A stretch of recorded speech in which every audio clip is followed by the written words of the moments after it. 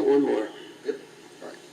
1041 Ridge Road, self-storage facility located on Lot R1C west of 1041 Ridge Road. Applicant Matt Newcomb of Shaw Associates is requesting sketch plan review to allow the construction of a self-storage facility on a 5.93 acre parcel located in a MC commercial district under the Code of Town of Webster. Matt, again? Yes, Matt with Pastor Associates, thank you. Here on behalf of Ridge Road Golf LLC, we're requesting a zoning board or a variance, a use variance to allow self-storage on the proposed parcel. The parcel is located on the north side of, the south side of Ridge Road. It's right next to, well, the entrance drive is right next to Bruster, if anybody's familiar with that location.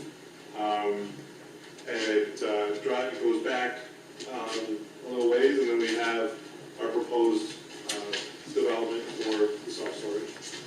We're proposing approximately 66,000 square foot total. That includes a three-story climate control building in the center. Total footprint is 46,300 square feet. With this, parcel is approximately 5.93 acres. We did subdivide out a portion of this parcel recently. That's why in our letter of intent it states a 7-acre parcel. At the time that we submitted our letter, it was a 7-acre parcel. It's now a 5-acre parcel. We have confirmed that we do meet all the zoning requirements for this project as a smaller parcel. So this was the parcel that was subdivided out up here in front. I'm going to turn this over to Zena because she is our zoning use variance specialist. So I'm let her explain her last name. So now we're going to learn the last name. You said you requested a use variance, but it's only listed as a sketch plan review. Right. So Yeah, now the variant came here first, that's all. yeah, part of our use variance requires us to come before the planning board under sketch plan, and we are going to be on the zoning board of appeals meeting next week. So.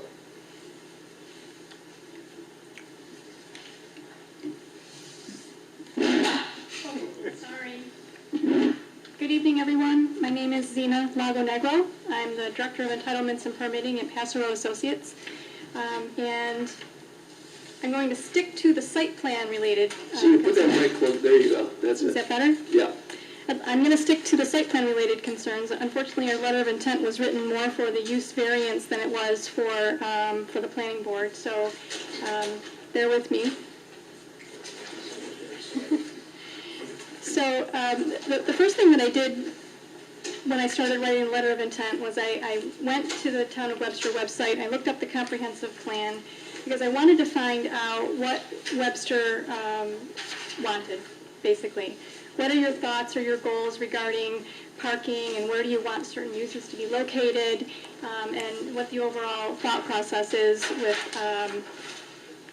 barriers or buffers between different uses and different zoning classifications, so that we could better present a plan to you that fit in and met the town codes as well as possible. So as Matt mentioned, this is a 5.93 acre parcel. It only has 40 feet of road frontage along Ridge Road and a 270-foot deep access aisle, if you will, towards the larger parcel in the back. So we call that a flag lot, obviously. And this parcel was carved out of a larger parcel. It's been subdivided several times. And there are several excess easements, utility and stormwater easements on this subject property which benefit the adjacent properties, and they were required when the larger parcel was subdivided. So we've tried our hardest to find not only a use for this location that fits in, but also a use where these encumbrances that are on the property are not impacting us in a negative way or hindering any type of development of the property. So it's true we do need a use variance for the mini storage application. We will be meeting our burden of proof with the zoning board, hopefully. But I'm here tonight to answer any questions that you might have about this site specifically and any of the other encumbrances that we believe are on the property that make this a very complicated property, not only to develop and to build on, but also to market for permitted uses in the MC district. What is the little narrow building furthest one to the road, closest to the road? That, yeah, little narrow one. Building It's 8. one of the storage units. What is it? It's a smaller storage unit building. Just a small unit? Yes. Are these gonna have entrances on the outside for each unit, or do you have to go inside and down the hall? They're all of the units, the doors are interior to the site, so you won't see them from the right-of-way. And how are people gonna park outside the building, or they gotta park up front and walk back? There's a small parking area in the front. If someone does need to park, there will be an office on the site. But typically, when you're bringing items to the storage facility, you'll park in front of your overhead door or your smaller door, and then you're there for a matter of 20 minutes, 30 minutes, and then you can leave. So there's no reason to have designated parking spaces for the storage units. Now, the two-story building, so that there is a, is that the heated building? Yes, Yeah, so it'd be 2 stories, so there'll be entrances going in and then going up too, right? yes, it's actually a 3-story building with a central main entrance, and then there'll be elevators to the upper floors. Well, you're actually here just for a review on it right now, because we'll look at elevations and materials, all that stuff down the road. Correct. Personally, I talked to Josh, but a plus for this, in my opinion, is it's a low impact on traffic in the area, which is good. Yes. It's a good use for the property. Doesn't generate the traffic, ingress and egress off of your right-of-way there. Buildings hopefully are somewhat, looking attractive, with the materials. Yes. But we that's plan on down using the road parking. showing your elevations.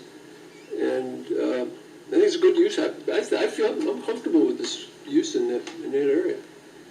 Have they done any kind of study or anything? Because over the past several years, we've approved 3 or 4 of these storage unit areas in Webster. And is there still a need for some, or?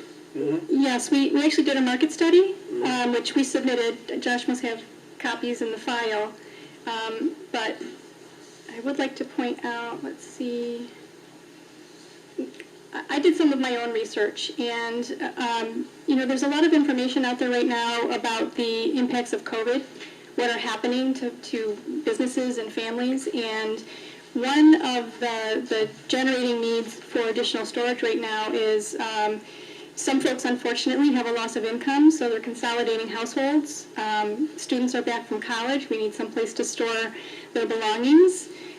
Businesses are either shuttering temporarily or maybe on a long-term basis. They need some place to store their goods and their archives and things until the world improves.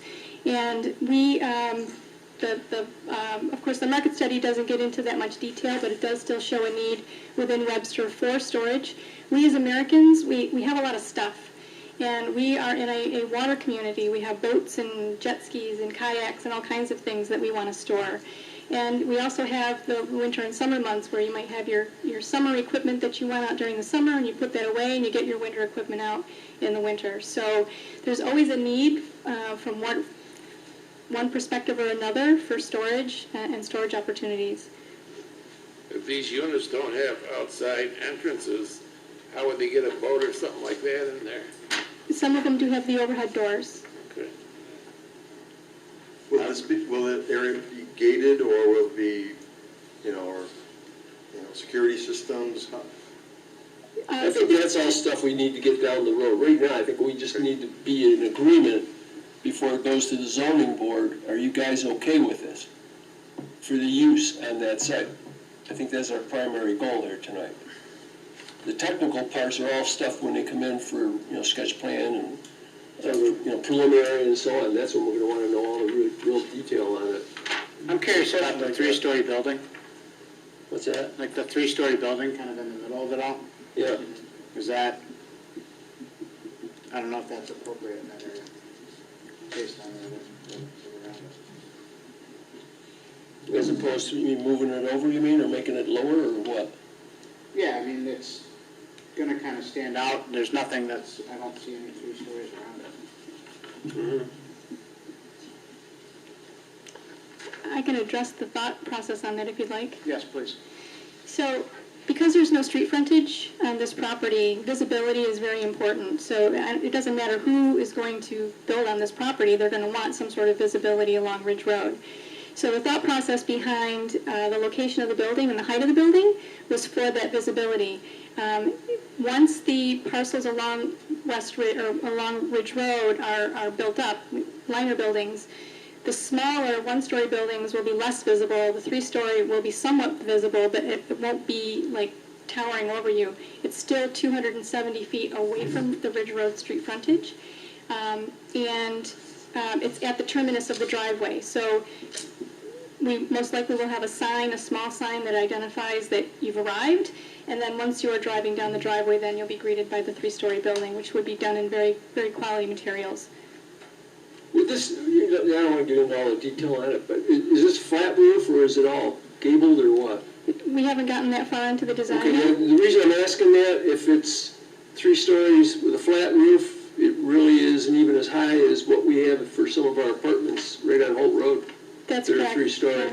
And it is storage, so you don't need an 11-foot floor, you might need only a 9 or an 8-foot floor. Yeah. So that's to take into consideration too. So what you would see is a 3-story apartment building, this will most likely be much shorter than that. Well, there is apartments behind this place also. Yeah, I think those are all 2-story though, I don't know if there's a 3-story, but on Holt Road, if you look at the buildings there, they're 3-story. They're not really bad looking, I mean, it's and again, as Zena said, I believe with this being set back quite a bit from the road, Yeah. it isn't obtrusive looking, So this project, What's that? unfortunately, I was only able to look at this until this past weekend. Sorry. This parcel has been before us since 2010. Yeah. I was able to find the minutes from 2010, from 2014, 2015. This development, when Bruster's was carved out on it, the approval for Bruster's included the construction of the 2-lane access driveway to the facility and abandoning the existing driveway for Bruster's. That clearly is not done. And that was a condition of the subdivision for Bruster's when that was granted in 2015. I saw that in our papers. Yeah. It also impacts this Brace Yourself property because I couldn't find the minutes on that. It was sometime before them. That was also subdivided out with the idea of, because it was a dentist of some sort. Yeah. It was going to go in there and they were going to have an access that didn't go straight out on the Ridge Road but came around and also used that same entrance. And so these were developments that were approved on the condition and the understanding that the entrance driveway was to be built. And that has never been built. And actually in the Brewster's area was never abandoned the way it was supposed to be. So that parcel, even though it was approved, I guess technically it's not in conformance because they didn't meet up with what the condition of approval was on it. The rest of this parcel too had a trigger in it, that once you're over a certain number of square footage of buildings, then you have to build the road that goes from here to the west as part of the development. Over to Shoecraft.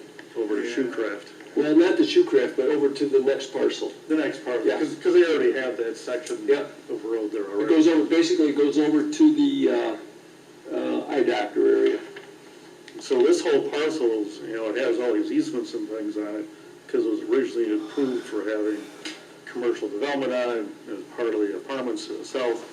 It also has that trigger mechanism in it, and these are well over that trigger amount. Trigger was, what, 32,000? 32,000 square Yeah, foot. I remember. And so this is, that's what I was looking at earlier. And yes, it's a decent use for the area. Yeah. It does have a significantly It's gotta less come into conformance. traffic on it, but it winds up having to come into conformance with the original subdivision of this whole development. Understood. So They should have, minor, yeah, you're absolutely and right. it still applies as far as Mhm. I know, right? And there's That was the intent of the, that was the intent of the whole thing. It wasn't that road gonna empty out behind the drugstore over onto Shipcraft? Well, that's, It's gonna yes. come all the way up Yep. that way there, I Yes, remember it. Yeah. it goes over to the property, but when the piece in back to the west gets developed, then that needs to connect to that. Yeah. Or whichever one came first, because the applicant, or the owners of Wendy's, I forget the name. Wendy's, yep. When they came in, we met with them, and it showed it being a dedicated road. And that's in the back of the drugstore, the short piece that goes in, Yeah. is actually a dedicated road. The reason it was put in as a dedicated road at the time was to signify it's going to be a dedicated road going through. But in reality, does it have to be a dedicated road to today? I think that could Yeah, be negotiated maybe to a private drive going through there. because it's something we need to It's- clarify. Right, right. We had significant discussions about this memorandum of understanding. It was dated, it's April 3rd, 2014. For building that access road and what triggered it. Mhm. And there have been a couple other developments that came in that they would always bring it in 10 square feet under Yeah. what the trigger number was, but it never went anywhere. And so this thing, while it's a good use for it, it finally makes it usable. Unfortunately, it has this encumbrance on the parcel that has to get addressed in one way or another. In your letter itself, you're talking about how the owner has owned it since 2010, so they are the same parties. It's part of the memorandum of understanding, and That's that hasn't correct. changed. Yeah, all the items that you just listed are things that we have to go back and revisit to make sure that we're honoring our commitments from the earlier approvals. Yeah, with that in mind, Research all the information before, so you know what you're doing, what you're getting into. Who's the developer? Is Krista doing this? Dave Yes. Krista doing it? Yes. Yes, like, with that in mind, would this site plan have to be modified to show that they are actually going to build Right. that road? Good point. Yeah, it'd be in there, yeah. You're right. No, that's good. Now, the entranceway, that could obviously be changed because it's not going to have that level of traffic Mhm. that it had before. Yeah. There's even discussions in here about getting the final approvals and so forth from DOT. And to me, the saddest thing here, this is something that Raj pointed out. That here's the potential of it never happening. And this is exactly what happened. We gave the subdivision approval for Bruster's. They were supposed to build the driveway and it was never built. And I don't know where that leaves us on that. It's something that was part of one of the conditions on it. I don't know what we do with that aspect of it. may I ask a question? If the excess road, if that was a condition of the previous approval based on all of these parcels being developed for permitted uses within the district with very high traffic counts, is this something that we might be able to talk about? Because this is self-storage, it's a very low traffic user, and... Well, I think that speaks to what Tony was talking about Yeah, too, is that I just wanted to with clarify. this type of development, they gotta believe there's some way we can address that. It makes sense. Right now, it's something to understand that it's there and to show that, it's expected of doing it. And then I think too, as part of this, because it was conditioned that their driveway that Bruster uses now was supposed to go away, Yeah, that it would have to go away as part of this correct. development. I understand. Yeah, there are certain things that were conditions that were to happen, and then there are other things that were put in place in case certain circumstances happened. Sure. Certain developments of certain sizes, understood. And And if it's that doesn't going- happen, then that's It negotiable. also goes back too to that, the brace yourself property. Because I know that when they subdivided that, there was an understanding that they would be able to tie into that driveway too. I don't believe that one had as tight of I couldn't find the minutes on that one, but I'm not sure if that one had as tight of a condition as the Brewster's property did.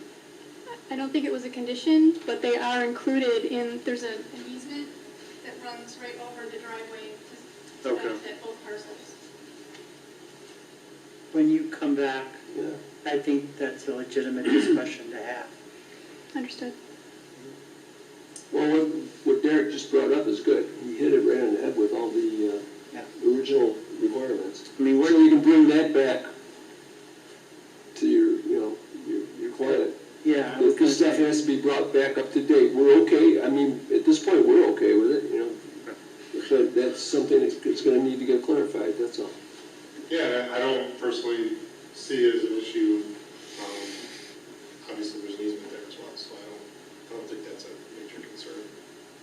I think the dedicated roadway, we maybe look at that versus the use that was there previously approved based on what we're doing, and we can look at that as we go through the planning process. So, it's great, thank you. you're going to the zoning board next week to get approval for the use variance? Correct. Yes. Because this board can only approve what it has already been approved, so you're gonna need that catalyst to get the ball rolling in the another direction. Understood. Should we, in some cases, when our board is content with a project like this, should we send a letter to the zoning board letting them know where we stand at it, where we feel? You certainly, We've done this before. I know. you certainly can, you've done that. It may simplify it for them when they go to But the zoning board. my suggestion would be limiting it to the use. So that's how it would be. Yeah. Just to the use. We don't know anything else yet. That's it. Okay. That would be appreciated. Huh? Yes. That would be very much appreciated. Okay, Josh, we'll make a letter to that, okay? And that way we can have it for the zoning board for their meeting next week, and this way here you got a little jump on it. Great. It's something, it doesn't happen all the time, but when something is, pretty well respected here, then we can do something like that. Understood. I appreciate that. All right. Thank you guys, really appreciate All your time. right, well, I guess we're all set then. Yes. Okay, we'll see you soon. Thank you so much. Enjoy your evening. Yep, you too. Thank you.